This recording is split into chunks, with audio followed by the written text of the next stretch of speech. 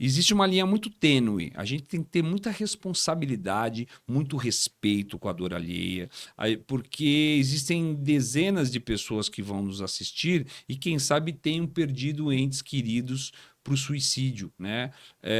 Então a gente tem que ter muito respeito e com essas dores alheias.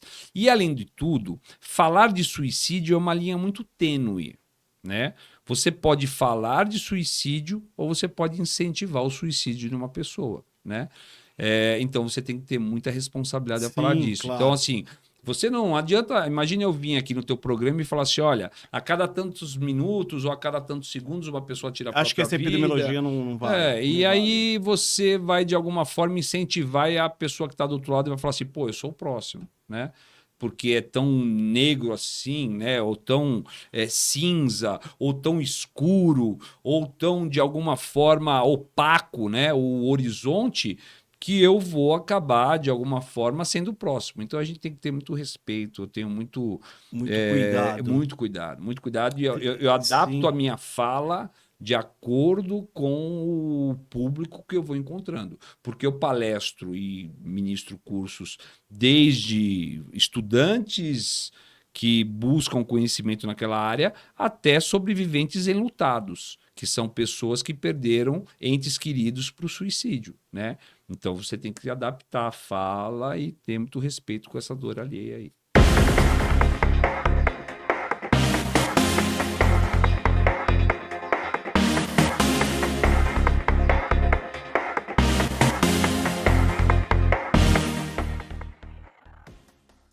Olá, eu sou Valtecir Lopes e hoje estamos aqui no centro de gravação aqui da Animaseg, nos estúdios da Animaseg, e temos o prazer hoje de trazer no Emergência Entrevista o Coronel Diógenes, né? Diógenes Martins Munhoz, que é coronel do Corpo de Bombeiro, é bacharel em Direito, mestre e doutor em Ciências Policiais e psicanalista, também é o idealizador da técnica e do curso de abordagem técnica de tentativas de suicídio. Ele é referência no Brasil nesse assunto.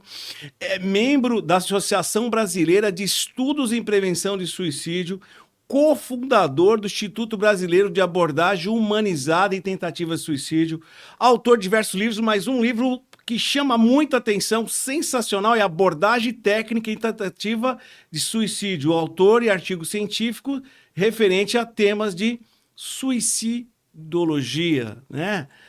Isso, né? Tudo isso, é uma vida. Aí você me falou uma coisa no início, hein? E ainda faltou mais um, hein? 18 anos, há 18 anos, ele é também professor, da ESB. Na verdade, eu trabalhei na Escola de Bombeiros 18 anos, então eu vi a Escola de Bombeiros crescer. Primeiramente, todos aqueles que me assistem aí, muito prazer e muito obrigado pela apresentação aí, né? É um currículo. Currículo eu sempre falo que é o seguinte: currículo demonstra o que a gente pôde fazer, né? E não, na verdade, o que a gente vai fazer. Então, o currículo tem que ser raiz e não âncora. A âncora te fixa, a raiz te nutre, né? Então, para mim é uma honra estar aqui. Muito obrigado pelo convite, né? Mas eu trabalhei 18 anos na Escola de Bombeiros, né? E fui instrutor de muitas gerações de bombeiros, alguns com trauma, inclusive, lá que eu era meio bravo lá na Escola de Bombeiros, né? Mas era papel de todo instrutor, Claro. né? De doutrinar o aluno para melhor atender a população paulista aí. Puxa, que legal, Diógenes. E por que o tema? Por que esse tema de emergência psiquiátrica? Por que o tema com foco no suicídio? Então, Valtecir, na verdade foi por uma questão de necessidade, né? Eu não tenho formação, minha formação é em Direito, minha formação sou engenheiro civil, então nunca, de alguma forma, eu pensei em estudar suicidologia, que é a parte da temática que estuda o fenômeno do suicídio. Por necessidade, né, lá em 2005, de não haver nenhum tipo de técnica, e não havia nenhum tipo de técnica no Brasil inteiro. Hoje as pessoas falam, mas eu já falava disso lá em tal estado, eu já falava nisso no Ceará, eu já falava nisso lá em Pernambuco, eu já falava nisso em Goiás. Falava, mas não escreveu e falava nada. Então, assim, eu sempre falo que hoje em dia surgiram um monte de engenheiros de obra pronta, né? Sim. E não existia nada, não existia absolutamente nada no mundo bombeiro, né, do Brasil, de uma técnica que amparasse, humanizasse o atendimento a tentativas de suicídio. E aí foi quando eu comecei os primeiros passos, né, com a ajuda de muitos e muitos profissionais da área da psicologia, da área da psiquiatria, da área da neurolinguística, enfermeiros. Eu não fiz nada sozinho, né? Nenhum pódio é solitário. Todos os pódios são solidários. E aí, em 2015, 10 anos depois de muitos estudos, muitas palestras, muitos livros estudados e lidos, surge uma técnica, né? No meu mestrado, o entregável do meu mestrado foi o primeiro curso brasileiro de abordagem técnica a tentativas de suicídio que humanizou esse tipo de atendimento. Porque até então as pessoas nem falavam de humanização no atendimento a tentativas de suicídio. Aí hoje se cria toda uma polêmica. Mas aqui em tal estado não se humaniza, em outro estado não se humaniza. Quem sabe se humanize, mas quem começou com toda essa história foi São Paulo, né? E ninguém pode negar isso pelas publicações, por tudo que foi estudado e publicado na época. Então foi isso. Por necessidade, nós, Corpo de Bombeiros do Estado de São Paulo, criou uma técnica que humaniza as pessoas nos seus piores momentos de vida. E vieram gente do Brasil inteiro fazer curso Brasil aqui. todo. Olha, meu amigo, eu acho que só não veio gente fazer esse curso. Acre, Tocantins. Rondônia veio, né? Rondônia veio, parceiraço lá, Coronel Andrade. Coronel Andrade com a esposa. Eu esqueci o nome da esposa dele. O Andrade é parceiraço. Eu acho que assim, ó, poucos estados não vieram até São Paulo fazer esse curso. Nas Forças Armadas, fizeram? Fizemos. Eu fui para a Amazônia, né? Não no SIGs, no Comando da Amazônia lá, né? Tive a honra de conhecer o general na época lá, do comandante da Amazônia. Fizemos algum trabalho também na Força Aérea, né? Força Aérea. E eu acho que só na Marinha não fizemos ainda. Mas é uma questão de tempo. Na polícia aqui no... Polícia Militar de São Paulo? Polícia Militar de São Paulo é Esteio, é onde me ajudou bastante, né? Na época, o Coronel Alencar, que era o comandante do Corpo da Polícia Militar de São Paulo, ele determinou que houvessem 10 treinamentos para 30. Cada treinamento tinha 33 policiais militares que levaram essa humanização, que levaram essa técnica para toda a Polícia Militar. Hoje a Polícia Militar inteira, né, conhece a técnica e na hora da tentativa de suicídio ele pode optar. São duas técnicas hoje utilizadas numa tentativa de suicídio, né, por parte do policial militar, por parte do Corpo de Bombeiros, não. Só existe uma técnica, é a abordagem técnica a tentativas de suicídio. Mas no caso de um policial militar, por exemplo, ele pode adotar ou o gerenciamento de crise, né, que é uma técnica renomada, que está aí há muitos anos também, ou a abordagem técnica a tentativas de suicídio. São técnicas diferentes, né, que visam a mesma coisa, que visam a dissuasão da ideia da morte por parte de um tentante. Tentante é aquele que está tentando contra a própria vida. Suicidologia. O que leva, quando a gente fala assim, o que é suicídio e o que leva a isso? Como é que você... Puta, meu amigo, é muita coisa, né? Não existe um fator, não existe uma razão, apesar de ter a série lá, As 13 Razões do Porquê, mas não existe. No meu doutorado eu escrevi, né? Tive a pretensão de escrever uma fórmula matemática, né? Na verdade, uma fração para explicar o fenômeno do suicídio, né? Então, assim, imagine fatores endógenos, né? Somados a fatores exógenos, e aí você fecha o parênteses aí dessa soma, né? Multiplica isso por tempo. Ou seja, quanto mais tempo a pessoa tiver nesse sofrimento, maior vai ser a possibilidade de uma pessoa tentar contra a própria vida, né? Então não é da noite para o dia, tem que ter um fator tempo muito grande, preponderante aí. Então, fatores endógenos, um transtorno de humor, um transtorno de personalidade, somados a fatores exógenos, às vezes a perda de algum familiar querido, a perda de um modelo de vida, alguma coisa que tenha acontecido fora da pessoa. Como você diminui essa possibilidade de uma pessoa tentar contra a própria vida? É quando você entra com tratamentos eficazes, né? Quando você entra com tratamentos eficientes. Então, esses tratamentos eficientes são da área da onde? Da psiquiatria, da psicologia, da terapia, a assistência familiar, assistência social, assistência religiosa. Então, tudo isso faz parte de um contexto chamado prevenção do suicídio. E o sequestro emocional, aquilo que a gente vê direto no ambiente. Chegou, perdi para a cena de um suicídio, por exemplo. Desculpa, a cena de um homicídio, onde um pai, uma mãe chega no local e tem aquele sequestro, aquela negativo, não, raiva, ajuste, depressão, aceitação, mas aqueles primeiros ali, negação, a raiva. Na verdade, esses Existe sequestros o risco emocionais. de... Não, porque, na verdade, assim, eu vou dizer, você é um ser que quer sobreviver. Sim. Aqui em off a gente tava brincando agora, eu falei, para de evoluir aí, que senão Deus vai fiquei falar com- que você tá Eu pronto vi, eu e vi vai o te seu chamar, currículo aqui né? também, tá alto o seu. Então, assim, não, mas eu... Foi bom. Mas assim, a gente tem uma coisa que... Vamos ver uma linha freudiana, vai. O psique humano é dividido em 3 fases, né? Em três áreas. O id, o ego e o superego. Lá no id, lá onde você não consegue atingir, onde você não consegue tanger, existe um dos que a gente vai conhecer como instintos, vai. Existe uma coisa chamada instinto da sobrevivência. O homem nunca vai ser um ser suicida. Né? Por mais que você esteja passando por uma dificuldade ruim, por mais que você esteja passando por problemas praticamente insolúveis, né? Você vai ter sempre dentro de você a querência, né? O desejo de sobreviver. Né? Você pode perguntar isso em qualquer corredor de hospital. Né? Então, assim, Sim. está dentro do ser humano querer sobreviver. Para uma pessoa tentar contra a própria vida, ela lutou contra ela mesma durante anos. Então, assim, não é assim, acordar e eu vou tentar contra a minha própria vida. Não vai, né? Você vai tentar sobreviver, você vai buscar os caminhos, você vai tentar se adaptar. E a parte boa, né? É que é o seguinte, hoje no mundo a pessoa para tentar contra a própria vida é 0,00003%, né? O homem não é um ser suicida, né? O homem como espécie ele não é um ser suicida, está longe de ser um suicida.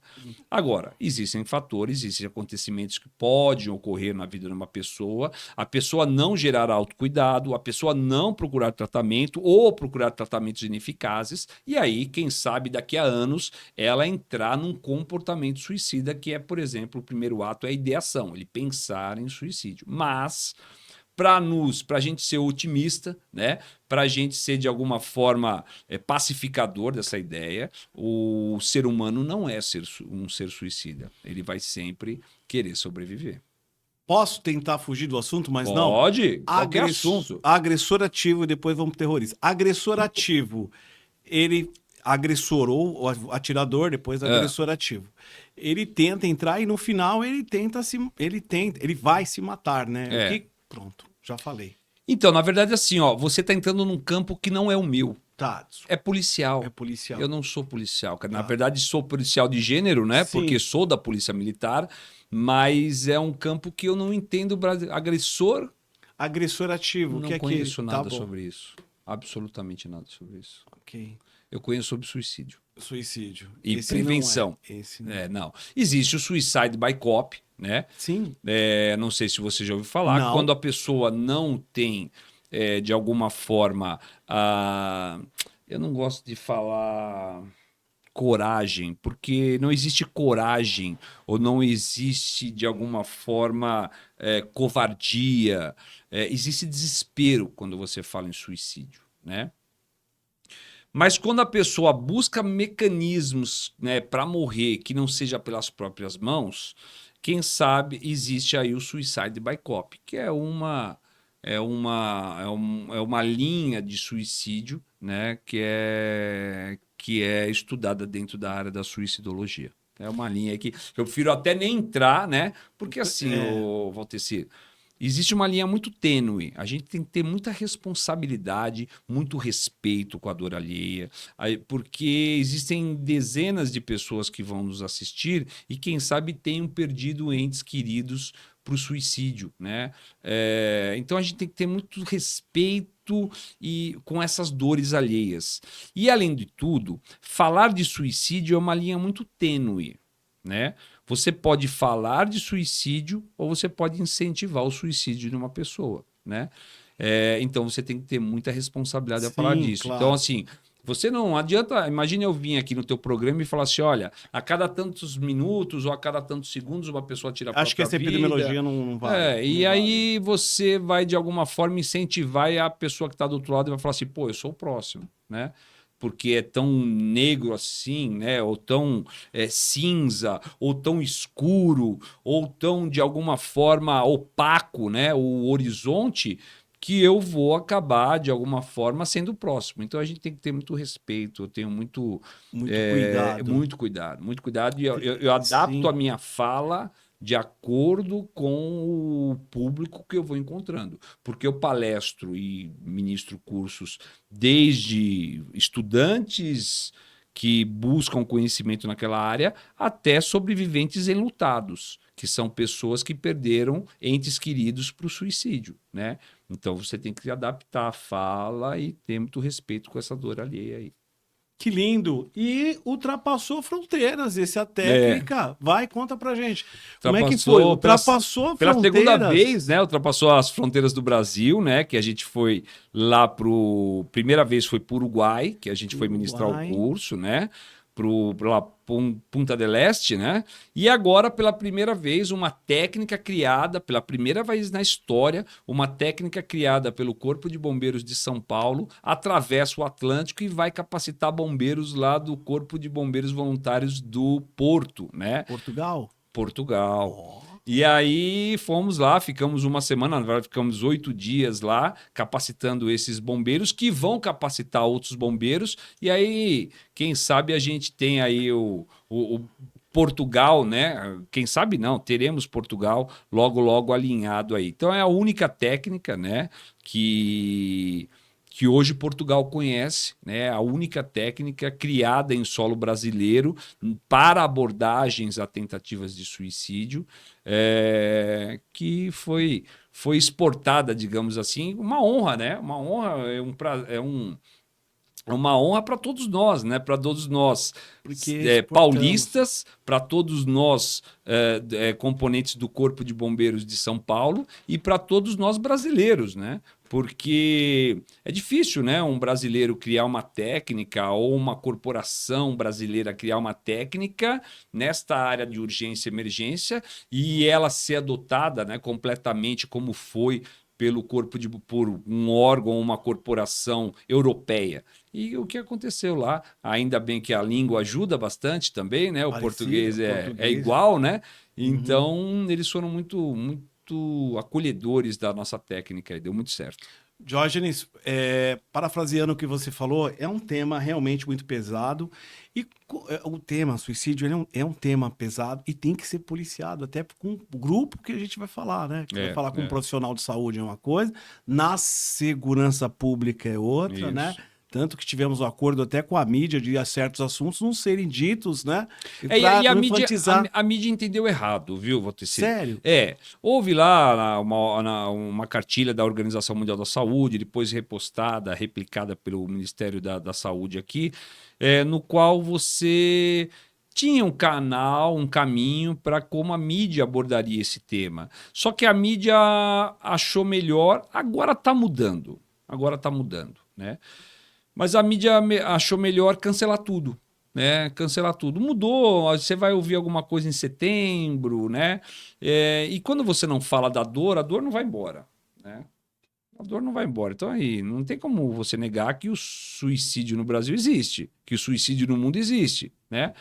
E aí, esse cancelamento, digamos assim, desse assunto lá atrás, quando eu comecei a estudar isso, fez com que os índices hoje, nós colhamos, né, hoje, índices um pouco mais elevados, porque a gente não deu abertura para as pessoas que sofriam desse mal falar, né? Então, assim. A gente tem que falar sobre suicídio de uma forma respeitosa, de uma forma que não seja expositiva, como eu falo numa fala minha num programa. Mas a gente tem que falar assim, a gente tem que falar não do suicídio, a gente tem que falar da prevenção do suicídio, né? A gente tem que falar do psiquiatra, a gente tem que falar do psicólogo, a gente tem que falar da farmacologia, que hoje está muito avançada, a gente tem que falar dos terapeutas, das assistências sociais, né? Mas porque a gente tem a mesma idade, a gente é de uma geração muito preconceituosa com saúde mental, muito, né? Completa a frase para mim aí, psiquiatra é médico de Doido. Então, cara, é uma frase que a gente criou, a nossa geração criou, e aí repassou para a geração que está aí. Então, assim, a geração que está aí, mais jovem, ela não é uma geração fraca, ela apenas aprendeu a pedir ajuda, né? Porque a gente, quem sabe a geração dos nossos pais, a nossa geração, se jogava no álcool, se jogava nas drogas, né? Se jogava no cigarro, né?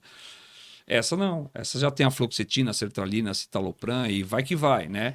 Mas a gente criou aquela visão manicomial. Você sabe o que é Juqueri, você sabe o que é Pinel, né? Não. Eles não sabem, eles sabem o que é CAPS, porque não existe mais manicômio no Brasil. Né? Desde o Tratado de Caracas, da década de 90, acabaram, foram se eliminando os manicômios, né? Para dar espaço para um tratamento mais humanizado, que são os CAPs. Mas ainda se tem muito preconceito para profissionais ou com profissionais que vão afastar você do risco de um suicídio, né? Que são os psiquiatras, que são os psicólogos, e daí vai. E é uma benção que você venha do corpo de bombeiro, né? E venha na linha de militar, porque corpo de bombeiro, para falar isso, porque a gente tivemos muito problema isso com os nossos profissionais, né? Sim, Como sim. equilibrar saúde mental e equipe? Como? Então, na verdade, eu acho que foi a primeira vez, né, que no Brasil, lá em 2005, 2006, que um bombeiro veio falar sobre esse assunto. Por isso que foi uma coisa inédita, né? E o que dá o holofote para a coisa é a estreia, é a coisa inédita, porque você tem psicólogos, psiquiatras, né, que falam e têm muito mais conhecimento da área da suicidologia do que eu. Muito mais, você tem dezenas, centenas aí pelo Brasil, né?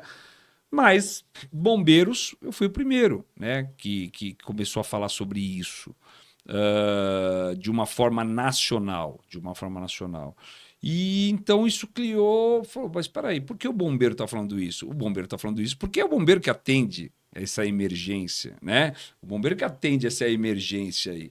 Então, deu tanta luz a esse tema. No nosso meio, Valtecir, nós temos um fator considerável, né, de suicídios.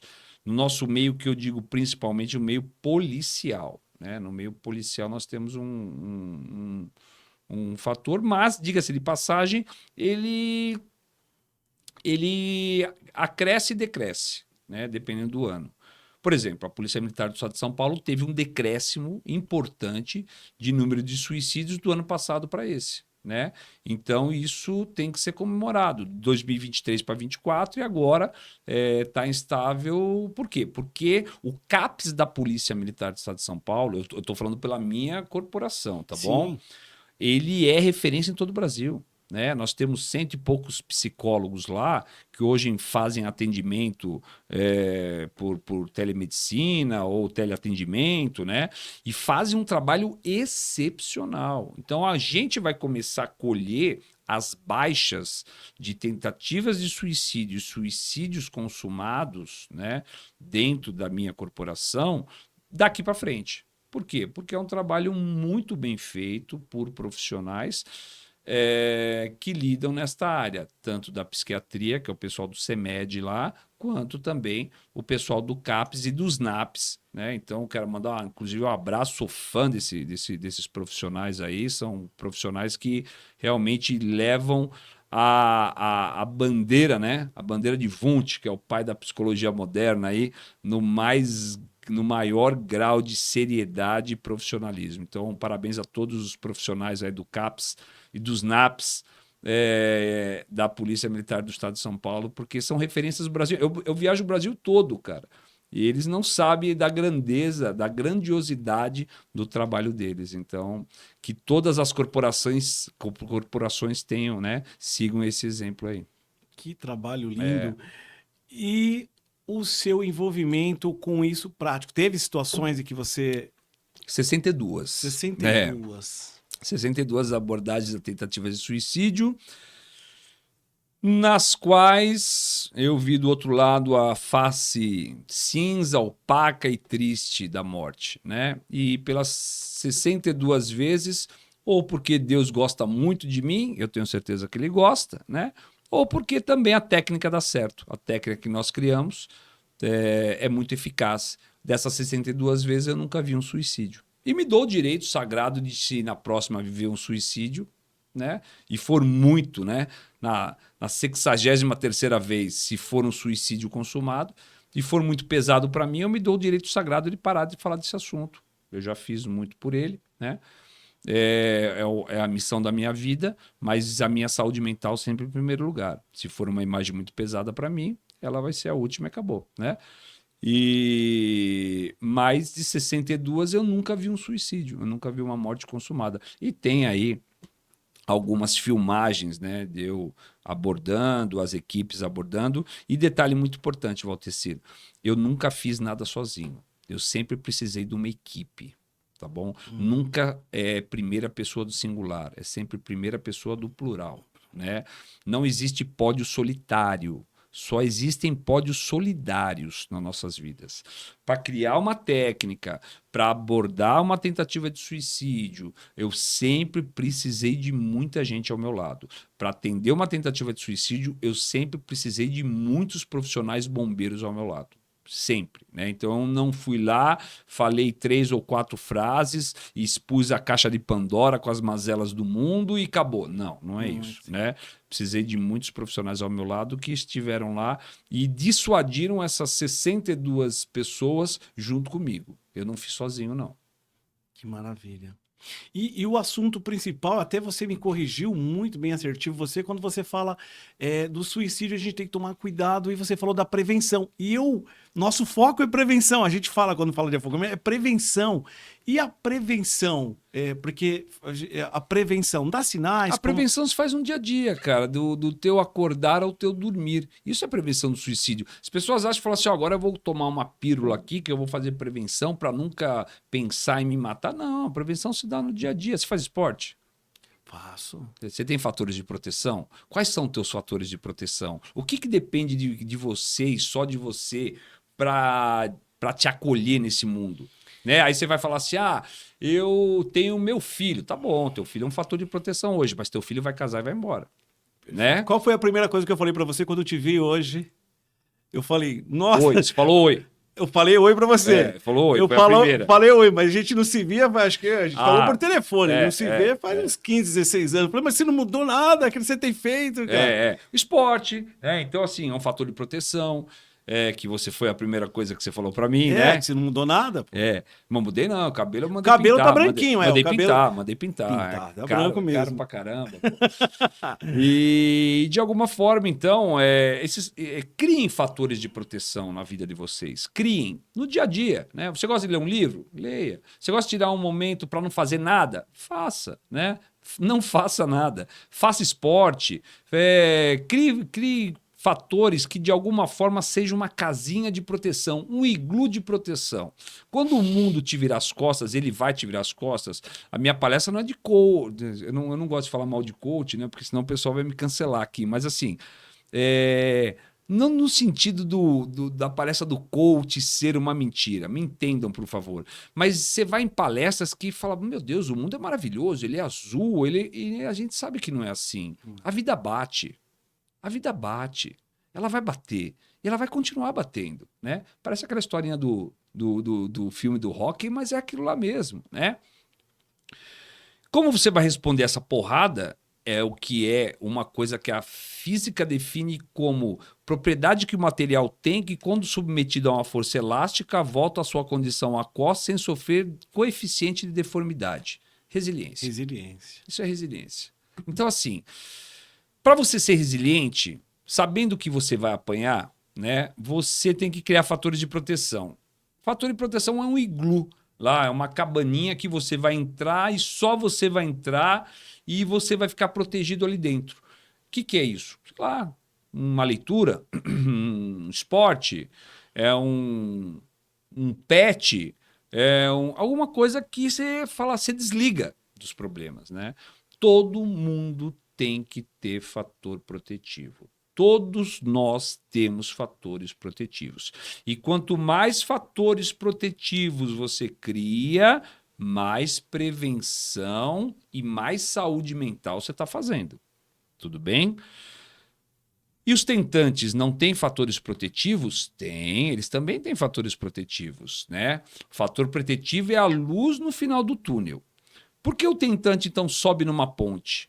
É porque ele não consegue ver a luz no final do túnel. Por que ele não consegue ver a luz no final do túnel? Porque ele não passou do meio do túnel. A luz está lá. Ele tem que passar do meio do túnel, né? E então é isso, meu amigo. Para você ter uma vida normal, não uma vida feliz, porque não existe fórmula mágica para felicidade, né? Mas uma vida entre uma diástole e uma sístole, né? É isso aqui, ó. Para você ter uma vida normal, uma vida num campo audível. O que é um campo audível? Quando você faz audiometria, você tem os ultrassons que você não ouve e tem os infrassons. Mas quando você tem aqui a faixa audível, é ali que a gente tem que viver. Valtecir, quando você estiver na tua melhor versão, quando tudo estiver sendo maravilhoso na sua vida, absolutamente tudo estiver dando certo, vai acontecer alguma coisa para te jogar para o meio. É para o meio, não é para baixo. E quando você estiver na tua pior versão, que você estiver numa fase péssima, tudo estiver dando errado, vai acontecer alguma coisa para te jogar para o meio, né? Porque é lá que a gente vive. A gente tem uma vida de gado. A verdade é que todos nós aqui, ó, nós 4 nessas salas, temos uma vida de gado. Trabalho, almoço, trabalho, jantar, dormir, acordar, trabalho, almoço, trabalho, jantar, dormir, acordar, trabalho, almoço, trabalho, jantar, dormir, acordar, trabalho, almoço. E aí, de vez em quando, você tem algum evento, alguma coisa maravilhosa e você vai postar aquilo como se fosse a coisa real na sua vida, como se aquilo fosse teu dia a dia, como se aquilo fosse teu cotidiano. Na verdade, aquilo é uma fatia de uma tomografia computadorizada da tua vida. É só isso, né? Mas assim, quanto mais fatores protetivos nós fizermos, né? Fizermos para as nossas vidas, mais dentro desse glue a gente vai estar. Então é isso. E é difícil. Porra, é difícil pra cacete, meu amigo. Difícil criar fatores protetivos, né? Você é integral em 3 esferas, né? Física. Então cuida dos teus joelhos, cuida da tua coluna, cuida dos teus índices, porque, meu amigo, depois dos 50 não tem depois. Não tem depois. Não tem depois. Essa é a primeira fase. É o templo aí que Deus te deu. Você pode até trocar uma peça ou outra, mas não vai ser original mais, né? Aqui, uma artéria aí. Já não é original. Já não é original de fato. É isso aí. A segunda que você faz parte, que você se constitui na sua integralidade como ser humano, é que em algum momento da sua vida, tudo que você conhece como verdade vai te faltar. Não é que pode te faltar, vai te faltar. Porque é isso, a vida é isso, né? A vida é choro, é desespero, é alegria, é entusiasmo, é sístole e é diástole, né? E nesse momento, quando tudo te faltar, inevitavelmente você vai flertir teus joelhos num genuflexório e se conectar a uma coisa que você nem sabe se existe. Essa conexão, esse Wi-Fi, chama-se fé.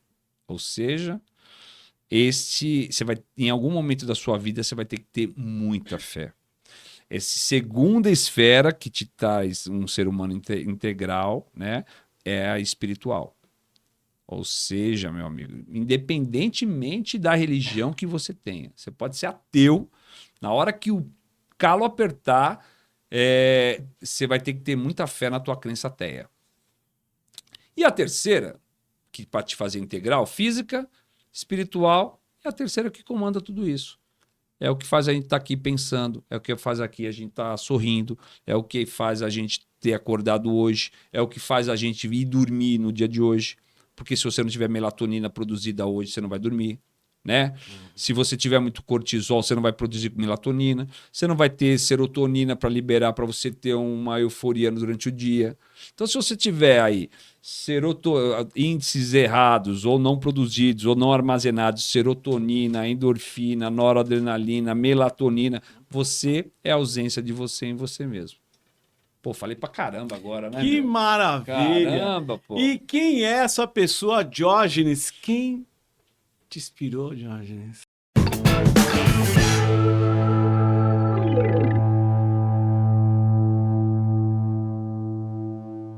Cara, nós somos a somatória de vários e vários momentos e várias pessoas ao passar dos anos na nossa vida. Quando você tiver, né, lá no teu leito de morte, e eu desejo muito a você, né, que quando a morte te encontrar, ela te encontre com muita vida, né? Você tem que olhar para trás e ter orgulho do que você construiu, do que você for ver. Porque o nosso futuro ele está repleto de passado. É só você ver uma pessoa de idade que vai falar assim, na minha época era diferente. É só você verificar uma pessoa que esteja lá, né, com 70, 80, 90 anos, né? Ela vive do passado. Então, nosso futuro está repleto de passado. E se ele está repleto de passado, o passado é o hoje. É como se ele tivesse uma máquina do tempo. Esse é o passado. Este aqui é o seu passado. Esse é o teu passado. Então, para que você tenha uma projeção de fatores de proteção... É filosófico o negócio, né, cara? É um negócio meio louco. Mas é funcional. Mas que você tenha uma velhice boa, construa alguma coisa boa agora, né? Porque não tem como você plantar limão e colher morango. Não dá. Então, assim, é isso. Basicamente, é isso aí. Mas é fácil, Valtecido? É difícil pra cacete. É difícil. Essa coisinha aí chamada vida é muito louca. Quem me inspira são que, ó, quando eu for embora daqui, eu vou levar um pouquinho de cada um de vocês e vou deixar um pouquinho também, né? Uma vez eu liguei para você. Eu lembro. Você conversou comigo. E estaremos sempre disponíveis para conversar. Sempre. Foi muito bom. Você sabe que Augusto Cury, acho que foi Augusto Cury que disse, se você quer se tornar um líder entre os teus, doe duas coisas, atenção e audição. Se você, hoje em dia, no mundo que nós vivemos, em que você não consegue mais ouvir áudio em velocidade 1, se você doar audição e atenção, você virou um líder. Então é fácil ser líder hoje em dia. Você consegue a velocidade 1 aí no teu áudio? Não consegue, meu amigo. Não consegue. Eu estava vendo um vídeo no YouTube hoje, esses dias aí, eu estava acelerando para o ponto que eu queria. Perdi todo o prefácio, perdi tudo, né? Queria o ponto X e eu não tinha paciência para ficar lá. Então estamos muito acelerados, né? E o resgate que mais te impactou desses 62? Teve um que foi um pouco mais difícil? É o primeiro criou tudo. Agora, se você... Deixa eu ver a cola que te deram aqui, ó. Deixa eu dar uma colinha. Pode olhar na minha cola. Pede pra ele contar o resgate que mais...